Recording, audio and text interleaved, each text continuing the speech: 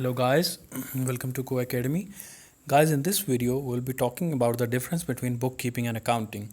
To start with, you need to remember that bookkeeping is just a one step in the accounting process. Now, talking about bookkeeping involves recording the economic events.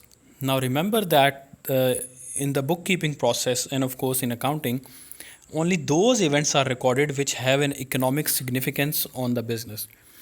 For example, if the CEO of a company dies, then of course that information is related to the business, and you can also presume that the business will suffer badly for because an experienced CEO has died, but you cannot quantify that loss.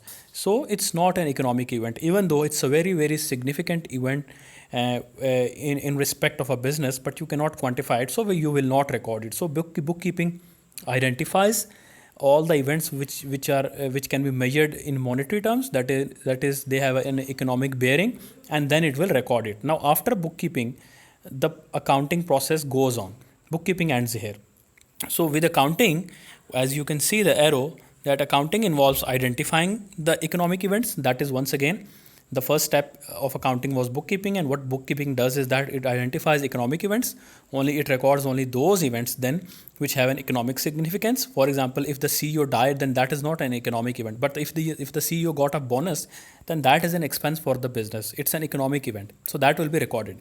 Then of course the various transactions which are recorded, they are classified. That is, whether the expenditure is a revenue expenditure, or it's a capital expenditure, there is a different treatment.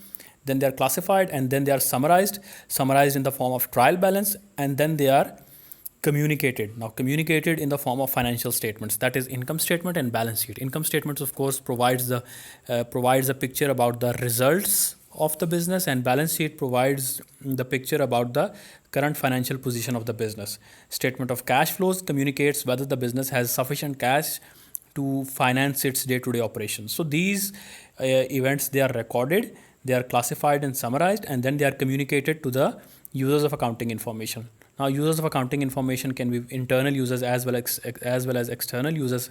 I have made a detailed video on the users of accounting information and what they seek out in the financial statements and how they make decisions based on that in a separate video. So if you like the video, then do subscribe to the channel and give a thumbs up. Also, you can search various playlists in this channel and you will find lots and lots of useful content. Thank you so much.